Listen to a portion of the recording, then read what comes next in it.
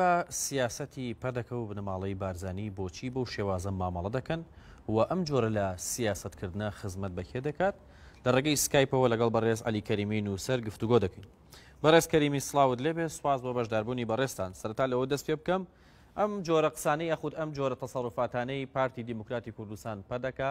لە چیەوە سەرچاوە دەگرێت و بۆچی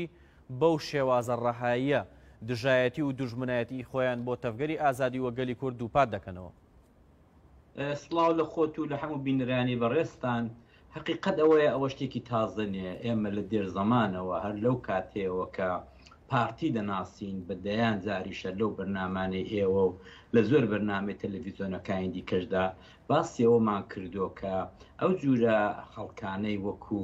عەلی عەونی و نازانم کەماڵ کەرکوچی و هێمن هەورامی و ئومێد خۆشنا و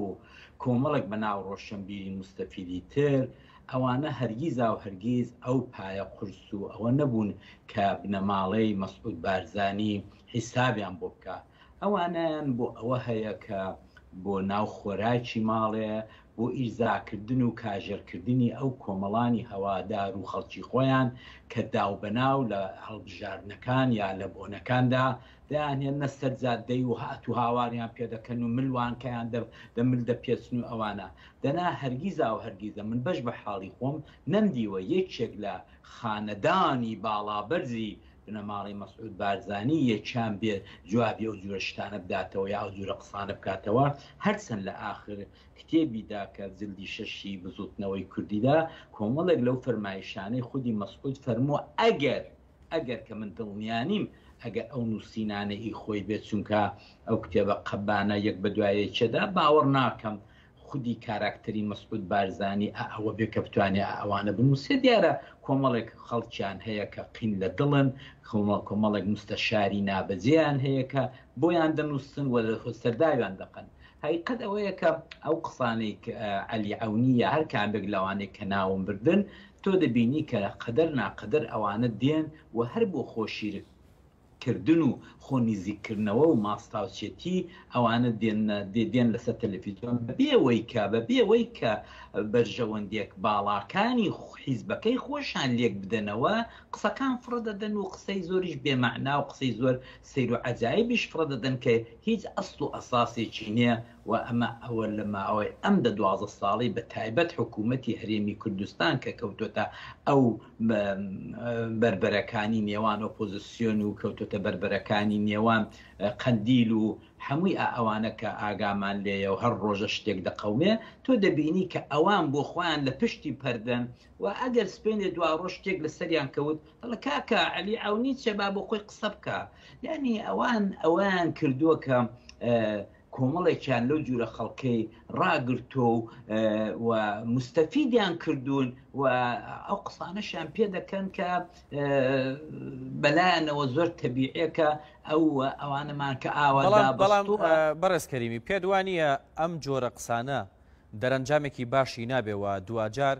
هەم خودی خۆیان متمانیان نامێت لەناو گەلی کووردا و هاوکاتیش دنەدان و بنیادنانی شەڕی کورد بە کوورد دەبێ؟ بەدڵنیایی ئەوانیان هەر بۆ ئاگر خۆشکردنی شەڕی ناوخۆیە لە هەموو قەیرانەکاندا. تۆ بزانە لە هەموو قەیرانێکدا حتا لە ناو دەوڵەتاندا ئەو بنەماڵە بچووکەی ماڵی مەسعود بارزانی، ناڵم هەموو بارزان بەڵام بنەماڵەی بچووکی ماڵی مەسعود بارزانی زۆر منداڵانە بیر دەکەنەوە، لۆکاڵی بیر دەکەنەوە، زۆر جار بە تەقلید بە لاساکردنەوەی پادشاکانی عوسمانی و سەفەوی و یا سەدام و یا شای ئێرانێ تێدەخڕن کە ئەستەن لێیان نایەوە ناشتوانن وەکو ئەوان بن. بەڵام بازە کۆمەڵێک لەو کارانە دەکەن کە ئیتر میلەت عادەتی گرتووە، ڕۆشنبیران و نووسەران و ئەدیبانیش عادەتیان گرتووە کە لە سەریان ناکەوێ و پێ ناچن ینی پێ ناچن. ئەوان بڕوایان بە کۆمەڵێک فەلسەفەی ئەو دیکتاتۆرە بچووکانە هەیە کە دەڵێت درۆ بکە هەتاکوونی ئاخرەکەی چەند کەسێک هەر پەیدا دەبێت لەو جیهانە پان و بەرینەی کوردستاندا بڕوات پێ بکەن. حقیقت ئەوەیە کە ئەوان زۆر باش لە سایکۆلۆژی ئەوە گەیشتون کە ئەو ڕۆکانە یەکێکەیە سپینی ئەو یەکە نامێنێت ئەو ڕۆکانە نەوەیەکەیە کە ئەو شتانەی لەبیرە وەکو عەلی کەریمی و کاگاراس و زۆری دیکە سپە و دوی ئەوانە نامێنن لەبیریان نامدەسێتەوە ئەوان لەسەر ئەو فەلسەفەیە شەو و ڕۆژ دەنا مەسەلەن ئان کەس هەیە لەبیری نەبێت لە 2014 خودی مەسعود بارزانی بە گاگۆڵکە پێڵاوێن پێدانەکە نەچوو بوو ناو خێمەکەی هەواڵ تێکۆشەر نەچوو بۆ ژوورێ نەچوو ئەو هەموو تاریف و تەمجیدەی نەکرد ئێستا لە لاپەڕەیەکی کتێبەکەی نووسیوێتی کە ئەوان هەڵاتن کورە کاکە ئەمە ئیتر درۆیەکی شاخدارە کەی ئەوان ئیتفاقەن بە مەفرەزەیەکەوە گەیشتە شەنگاری و پێشی زۆر کارەستاتیان کرد ئەوان بە مەفرەزەیەکی دەکەسی گەیشتە کەمپی مەخمور دواتر لە کە داعش دەیهەویست قەتڵی ئامیان بکەم لە مەخموری ئەمە ئەوە خۆت تۆ فیلمەکان ماوە ئەوزا کەس هەیە لەو کوردستانە پان و بەرینە لەبیریان نەبێکە هاوڕێ هەواڵە بەفرین ڕۆژنامە نووسی ستێرک تیڤی چۆن پێشی بە قافڵەی سیارەکانی من ئەستور و ورگزلەکانی خیادەی ئەسکەری پارتی دەگردێکوت هەرۆ دەڕۆی بۆ چۆ دەڕۆی کورە بۆ ڕاوەستن پێخە پیاوی چابن بۆ دەڕۆن بۆ بەجێیان دێڵن ئەی کاکە هەر ئاوە بەدەستی ئاوایان لێرە دەکرد لە بەفرینی کاکە خۆوانە ماون ئەوە دوینە و پێرێ بووە جا بۆیە کاکە بەڕاستیە من لێدوانەکانی خەڵکی وەکو ئاری هەرسین و ئومێد خۆشنا و ئەو عەلی ئەونی و کەماڵ کەرکوچیوانە ئەمن حیسابیان بۆ ناکەم وە بدڵنیا بە خودی بنەماڵەی بارزانی کە وەکو خانەداوانێکی گەورە خۆیان تەوسیف دەکەن و خۆیان نیشان دەدەن و ئەوانش حیسابیان بۆ ناکە و هەر ئەوەندەیە کە دەڵێ ئەوەی دەبێ ئەوەندەی بکەن جار بێنە سەر تەلەڤیزۆنی دووسێ درۆیان بە زمانی خۆیانەوە بکەن و خۆیمە لە خۆڕا بە خێویان ناکەین خۆیمە لە خۆڕا هەموو مستەفیدیان ناکەین بۆیە ئەوان هەرگیز هەر لە شۆڕشی ئەیلولی شەوە پێتان بڵم ئەگە بڵم شۆڕشی ئەیلول هیچ حیسابێکیان بە تایبەت بۆ سۆرانیەکانی ناوخۆیان نەکردووە هیچ حیسابێکیان بۆ نەکردوون ئەوەی کە بریار بەدەستە ئەوەی کە قسەی ئەوەڵ و ئاخر دەکا شخصی خودی مەسعود بارزانیە جاکە لەوی کەوتەوە خوارێ دەکەوێتە کوڕەکانی دەوێتە منداڵەکانی خۆی بۆیە من بەوانە نیگەران نیم هیچ ئەسڵەن ئەوە نییە بەڵام ئەمە خیانەتێکە کە ئەوانە بە ناوی ڕۆشنبیری سۆرانی دەوروبەری ماڵی بارزانی دەیکەن من پێیان دەڵم مەیکەن باشە بەڕاستی چونکە لە دوا ڕۆژدا مێژوو یەخەتان دەگرێت مێژوو بە خراپ ناوتان دەبا وەک چۆن ناوی خراپی حەسەن خێری دەبن چۆن ناوی مەلای خەتێ دەبن چۆن ناوی خراپی مستەشارەکانی شۆڕشی نوێ دەبن و لە مێژوودا بۆیان دەنووسێت ئێوە شەروا لێ دەکەن وا مەکەن کاکە تۆ باشە کاتێک خۆیان لەوێن ئەوە نەچیرە ئەوە مەسرورە ئەوە نازانم چێ سەد نێوی بۆ خۆی دەڵێ هەزار پیاوی بارزانمانەیە بۆ یەکێک لەوان قسان ناکە هاتۆ لە کتێبێکدا لە مەیانی هەزاران دێردا سێ چوار درۆی فرەداوە و هیچی دیکە کە ئەمە دڵنیان بۆ خۆی ئاگای لێنیە کە دڵنیان بۆ خۆی ئاگای لێنێ دەنا ئەگە ئاگای لێبێ چۆن دەڵێ یەکێتی و پەکەکە لە شەنگار هەڵاتن ئەمە خۆمە دەزانین کاکە چێ بوو چوو فریاکەوت لە هەولێر کە ئەو شەوەی ئەمن بۆ خۆم لە برادرانم بیستۆ ئەوە مەلا بەختیار بوو ئەوە بافڵ بوو ئەوە لاهوری شێخ زەنجی بوو هەموو نەگەیشتە هەولێرە نەیان کوت تفی دەزاری داوی شک ببوو مەسعود بارزانی کاتێک ئێمە گەیشتینە ئیتر ئەوزا ئاهێکی هاتەوە بەری و هەولێر تقریبا ڕزگار بوو لە داگیرکردنی داعش ئەوێ شەوێ باشە کاکە خۆ مەلا بەختیار ماوە خۆ لاهوری شێخ زەنجی ماوە خۆ بافڵ ماوە خۆ ئەوان گەیشتە هەولێرە ئەمە ئەم درۆیانە چیە مەسەلەن دەڵێ پارتی گەڕایەوە گیان پێت وایە هەرچەندە منیش هەمان ڕێی بەڕێستم هەیە کە ئەو کتێبە نووسینی خۆی نەبێ بەڵام دوجار بە ناوی ئەوە بڵاو کراوەتەوە و مڵکەکەی بۆ ئەو دەگەڕێتەوە بەڵام پێت وایە مێژوو بە درۆ و چاواشەکاری دەبێ بنووسێتەوە بۆ نەوەکانی داهاتوو کاکە ئارادجان لەوەتی لە بیرمە و لەوەتی دەخێنمەوە تۆ لە مێژووی سەلجوقیەکانەوە، سەفەویەکانەوە، عوسمانیەکانەوە، شای ئێرانە، سەدام حوسێن، مێژوو دەسەڵات نووسیوێتی، دەسەڵاتیش درۆیە دەکا، لە دەسەڵات درۆزنتر نییە. ئێستا ئەو ڕۆکانە بمانەوە نەمانەوێت بنەماڵەی خودی مەسعود بارزانی بەشێکە لە دەسەڵاتی کوردستان و ئەگەر هەمووی دەسەڵاتەکە نەبێت ئەوان بە کەیفە خۆیان تۆ بزانە بۆ کتێبێکی 600 لاپەڕەیی برایەکی وەک خۆت دەبێت چیها شەودانیشە خۆی چۆرکا و ئەوە بکا و ئەو لابکا و ئەو لابکا و لێکۆڵینەوە بکە تاکوونە 600 لاپەڕەی بۆ دەنووسێت. ئەوان ئاوا دەکەن هەر بە ڕێگاڕۆشتن و بە قەدەم لێدانەوە بە پیاسەکردنەوە بە فڵان سۆرانی دەریێشی خۆیان دڵن وا بنووسە وا منووسەوە جا ئەم دەریێشەش بۆ خۆشیرینکردن بە کەیفە خۆی درۆیان دەکا بۆیە نووسینەوەی مێژوو ئەتۆ ئەسڵەن نیگەرانی وەی مەبە کە درۆیە چونکە لە قەدیمەوە هەروە بووە ئەوەی کە تەنیا مێژوویە کە ئەو ڕۆکانە لە دنیای ئاکادمیدا ئەو مێژوویە زۆر ئەوەیە کە پێی دەڵێن مێژووی زارەکی پێی دەڵێن مێژوویە کە ئەتۆ دەینووسی ئەمن دەینووسم وەکو تاکەکانی ناو کۆمەلگا تاکە بچووکەکانی بچووک بە معنای بێدەسەڵات ئەوان دەینووسن ئەو مێژوویە ڕەنگە تۆ بتوانی حسابی لەسەر بکەیتەنە ئەو مێژوویەی کە دەسەڵات لەسەرەوە دانیشتۆ لەسەر تەختی پادشایەتی و بە سەدان نووسەری خۆی دەڵێ ئەخەکە کار ئەو کابرایان نەبوو لە هۆڕێکی هەولێرە 2000 ئاکادمیای زانکۆکانی کۆکردبووەوە کابرا هەستا بوو دەیکوت سۆرانیش بوو بەداخەوە دیسان هەستا بوو دەیکوت بە 2000 ساڵ لەوەی پێشەوە لە کتێبە ئاسمانیەکاندا هاتۆ کورد بە جامانە سووری ڕزگاری دەبێ کوڕە کاکە خۆ ئەو دەمێ من لە هیچ لە تەلەڤیزیۆنەکان کوڕکتم کاکە عیبە ئەو جورە شتانە بۆ خۆتان عیبە بۆ بنەماڵەکەتان عیبە بەڵام ئەمن هەیقەتێک هاتوومی تر ئەوەم لێ ئەرخەیانەکە عیبە نەماوە ئەوانە عیبەیان پێ عیب نییە هیچ ئەو ڕۆکانە ئەو ڕۆ دەڵێ یعنی ئەو درۆزەقەی کە هەمومان بیرمانە کە چۆن برادرانی یەکێتی بە لاهوریش و بە باڵیش و بە مەلابەختیاریشەوە فریای کەوتن و ئەمە ئەومان نبیرە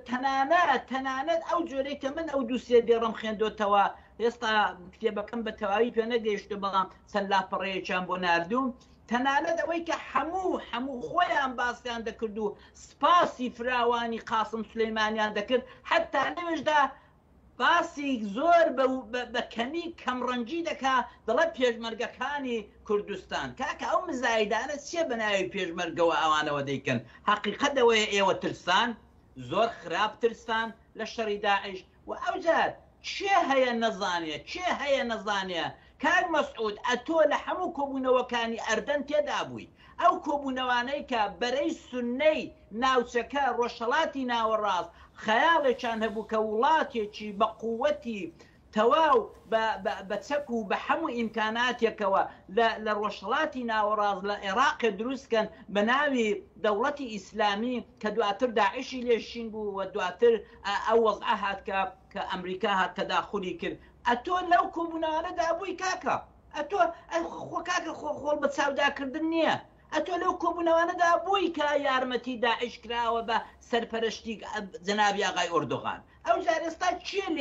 چێ لێیونە ئەلی عەونی لە چێونە کە ئێوە بەشێکن لە سیاسەتە دواکەوتوەکان و سیاسەتە دژ بە خەڵکی کوردەکەی ئۆردۆغانی چێ لێیونە ئەتۆ ئەوە نییە بە ڕۆژی ڕووناک دێ لەسەر تەلەڤیزیۆنی تەبلیغ بۆ ئاغای ئۆردۆغانی دەکەی دەباشە چێ هەیە لە ئۆردۆغانی گەورە تر دوژمنی کورد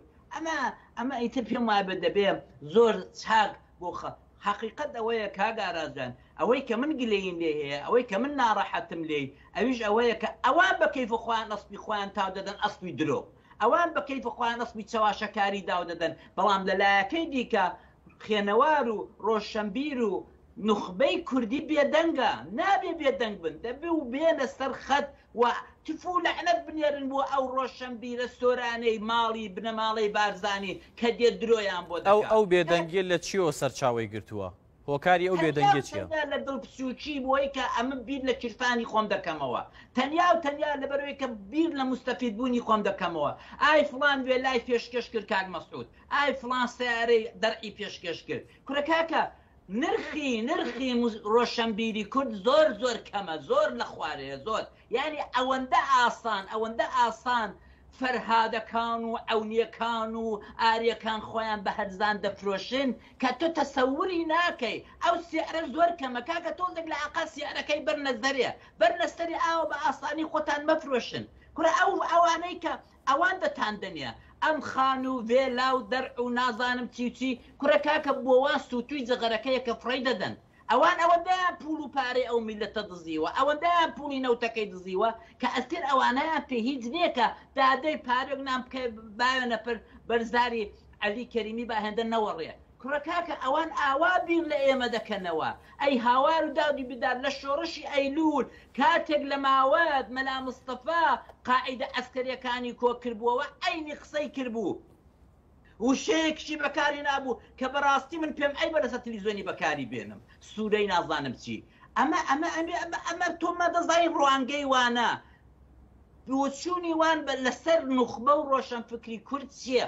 ڕۆشنبیری کورد چییە کەوابوو کاکە بۆ دەچی پاڵی وێ دەدەی کەوابوو بۆ دەچی یارمەتی دەکەی ئەمە حەقیقەتەکەیە کە ئێمە ڕزگارمان نابێ حتا تاچی کورد مەبەستم خەڵکی شارە زور و گەرمیان و خەڵکە عادەکەنیە کە لە ئێستا لە بازاری سلەیمانی دێو دەچێ و کەسابەت تێ دەکا خەڵک کە دەڵێم ئەوەی کە بریاردەرە بۆ دوا ڕۆژی وڵاتێک بۆ نیشتیمانێک منم تۆی ئەو کەسین کە بەخۆمان دەڵێن خوێندەوار ئەو کەسەی بەخۆمان دەڵێن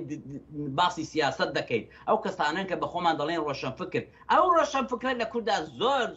زەعیفە دەتوانم بڵم هەر نییە دەنا ئەگەر هەبایە ئێستا لەسەر کەیسێکی وەکو زیندانیەکانی بادینان شیروانشی ئەکاکە ئەوەی آخر حکمی شیروانی ئەخرەتێ کەڵەگایەتی بوو لە هیچ و خۆڕایی بە ئەهوەنتا هەر بە هەوەس 4 ساڵی کەشی بدەنێ کاکە گەنجێکە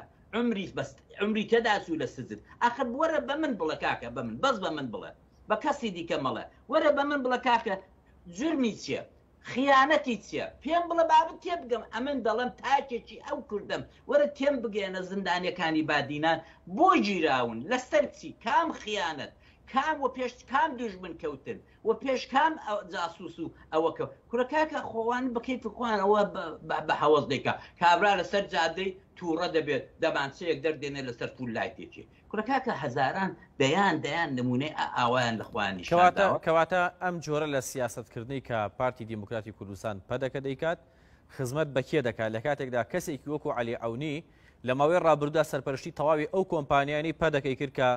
دەستیان کرد بە تاڵانکاری دارستانەکانی بادینان و ئێستاش بانگەوازی دەکات بۆ دەوڵەتی داگیرکەری تورکیا دەڵێت خاکی باشووری کوردستان بە تەواوی داگیر بکەوە سەرکردەکانی بزوتنەوەی ئازادیخوازی گەلی کورد و هاوڵاتیانی مەدەنی بکەرە ئامانج کەواتە ئەمە خزمەت بەکێ دەکات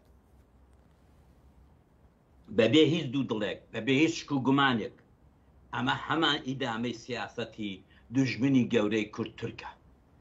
دوژمنی گەورەی کورد ئەردۆغانە یعنی تۆ بزانە ئەو سیاسەتێک کە عەلی عەونی وەکو کادرێکی دەرەجە 6 و 7 چونکە لەوانە لە قەوسی لە دایرەی دەسەڵاتی بنەماڵی مەسعودی بارزانیدا هەرونن بڕوان پێ بکە ئارەزوویانە ئەو ناوانەی کە من بردم هەموویە ئەوە جەماعەتێک کە هەمووتان دایان ناسن ئارەزوویانە کاک مەسعود بڵێ داداوەرەوە بارەسە پشتن سوار بوو ئارەزوویانە کە مەسەلەن چایەک دابنێن چایەک کاتێک ڕۆشنبیر ئاوا خۆی سوک دەکات دێ بەبێ وەی کە خۆی بزانێت دوا ڕۆژ سیاسەتێک دەڵێ قسەیەک دەکات لەسەر تەلەڤیزیۆنی لەسەر ڕۆژنامەکە کە ڕێک ئیدامەی سیاسەتەکانی ئۆردۆغانە ئەوە بە خزمەت بە سیاسەتی ئۆردۆغانی دەکات ئەوە خزمەت بە سیاسەتی تورکیا دەکات ئەوە خزمەت بە سیاسەتی ئێرانی داگیرکەر دەکات تۆ وەرە بزانە لەو کتێبەیدا باسی ئەوە دەکاکە کە ئیرادەی ئێمە کە ئیرادەکەمان هەمووی دیت کۆمەڵانی خەڵکی کوردستان ئیرادەی ئەوانی دیت کە چۆن بوون دە مەقابل داعیشدا چۆن تیان تەقاند و هەڵاتن دەڵێ دە مەقابل شای ئێران و سەدامیدا ئیرادەی بارزانی بوو کە ئەمە کوڕکراکە ئەتۆ چووی لەبەر دەرکی شای ئێرانیە پاڕایەوە و تتکاری من تەمام شد ئەمن لە خزمەتی تۆدام شاهەنشا ئەی هاوارەی داد و بێداد کوڕەوانە مێژووی دوێنێ و پێرێن ئەتۆ بۆ پێ وایە خەڵک لە بیری چۆتەوە ئەتۆ ئیرادەی شاد ئەتۆ لە مەقابل ئیرادەی شایدات ئیرادەی شاد تێشکان یا ئیرادەی خۆت شکا خۆ کاکە خۆ دنیاکە ڕۆشنبیرەکە ئەوەیە خۆ دکتۆر مەحموود عوسمان دەستی ڕاستی مەلا مستەفای باو کردبوو دەبا بێ ئەو باسی بکە کە ئێوە چۆن چوونە خزمەت شای ئێرانێ کە باوکە چۆن چوو خزمەت شای ئێرانێ ئەمانە ئاوا درۆ دەکەن ئەو ڕۆکانە ئەوە بێدەنگی لێ دەکەنەوە عەلی کەریمی یاتە سەر تەلەڤیزیۆن یا فڵان کەس هات و کاکە وەڵا شتەکە کەشفە دە 12 ڕۆژان دە 12 مانگان بێدەنگی لێ دەکەن دوای دیسان دێنەوە دەڵێن بابە میلەتی کورد فەرامۆشکارە دیسان قەوانەکەی لێ دەدەنەوە ئەوجا بە ئالی بە فەرهادی بە فەرهادی نابە بە عەلی عەونی بە عەلی عەونی نازان بەچی ئەمانە کۆمەڵێک ئەوانیان ڕۆشنبیری سۆرانیان دەنابا یەکێک لە خودی بارزانانی و قسانە بکە بزانە تا ئێستا بیستوتە ئەوان بێن ئەو قسانە ئەو لەسەر ئەو تەلەڤیزیۆنانە ئەو قسانەی کە ئەم برادرانەی کە بۆم باس کرد ئێستا ناوم بردن دێن ئەوانە بکەن ئەتۆ بیستوتە کەسێک وەک کەماڵ کەرکوچی لە تایفەی بارزانی بێ باسی حەکاری بکە کوڕە کاکە ئەوان نایکەن ئەوان دەزانن درۆیە ئەوان دەزانن عەیبە بەڵام کەماڵ عەیبەی پێ عەیب نییە ئەم ڕۆشنبیرانەی کە ناوم بردن عەیبەیان پێ عەیب نییە جا لە دنیادا کاکە ئاراجان بینەرانی بڕێت لە کەسێک بترسێن کە عەیبەی پێ عەیب نەبێت ئەو کەسەی عەیبەی پێ عەیب نەبێ هەموو شتێکی لە دەوەشێتەوە ئەمانە عەیبەیان پێ عەیب نییە دەنا کاکە ئەتۆ چۆن ئەوە دەیان کتێب نووسرا لەسەر حەکاری دەیان وتوێش کرا لەسەر حەکاری باش ئەتۆ چۆن هاتووی لەسەر تەلەڤیزیۆنی ئەو قسانە دەکەی کە ئەوە تا بزانە دوێنە شێوە پێرە شێوە هەر لە هەموو ئەوانەی کە لە کاک حامی لە کاک مەلابەختێ چیان پێ نەکردی دە وەڵڵاهی ئەوەی بە تۆیان کرد بە هەر کەسێکیان کرد بەیە دەمرد کاکە تۆ پێت عەیب نییە پێت عەیب نییە چ هاوت سێ درۆیەکە کردومە جاوت سێ هاکۆڕاکە موهیمەوەیەکە ئەوە 100 کەس پێی زانی ڕخوا هەزاران هەزار کەس پێیان نەزانیوە هەزاران منداڵ کە تازە پێدەگەن و بۆ دەنگدانی دیکە دێنە ناو ساحەی دەنگدان و بۆ هەڵژاردن دێنە سەر سندوقەکان خۆوان نازانن ئەمە پۆسیونیانە ئەوە منطقیانە کاکە ئەوە منطقە بەداخەوە دەتوانم بڵم زۆر جار منطقێکی دروستیشە منطقەکە کە دەیخوا منطقێکە کە کار دەکا بۆیە ئێمە حقیقەتەوە نابێ بێدەنگ بین نابێ بڵێن بابە دوێنێ شێ باسم کرد نەخێر هەموو شێ باسی دەکەم نەخێر هەموو ڕۆژە باسی دەکەم چ بکەم خاوەنی میلەت یەکەم کە فەرامۆشکارە چ بکەم کە خاوەنی میلەت یەکەم کە زۆربیان ئالزایمرن کە زۆربیان ئەو ڕۆکانەش دەیبینن سبەنە نەبیران دەچێتەوە دەنا چێ هەیە بەفرینی لەبیر چوێتەوە چێ هەیە لەسەر جادە ویشک و برینگەکەی شەنگار بەفرینی ڕۆژنامە نووسی شەنگاری لەبیر چوێتە ستەرتیوی لەبیر چوێتەوە چێ هەیە کاکە خۆ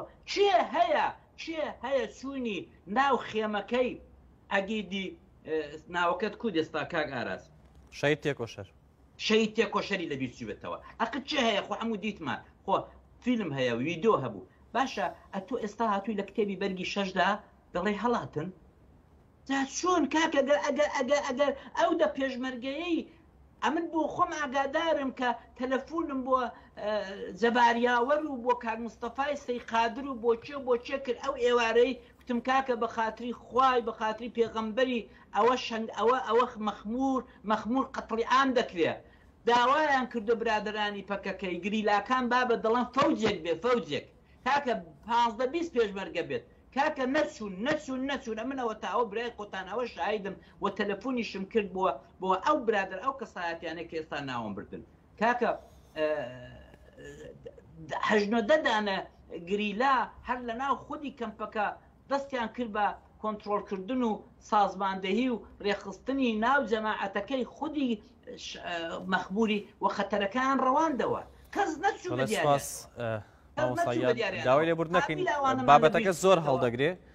بەڵام کاتی بەرنامەکەم کەمی ماوە و بابەتی تریشم ماوە بۆیە سوپاس بۆ بەڕێستان کە لەم بەشەی بەرنامەیە لەگەڵمان بوون